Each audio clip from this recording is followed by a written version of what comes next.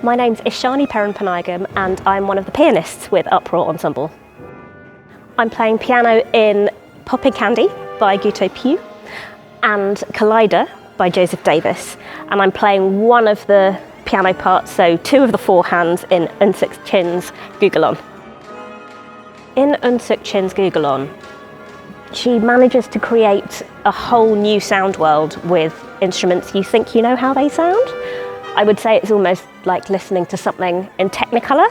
Perhaps it feels like a lot when you first hear the sound, but if you take the time and gradually tune in to maybe finding all the little teams that are working together, I think that's a really great way in. And there's definitely something to look out for in Popping Candy. Clues in the title, I won't say any more.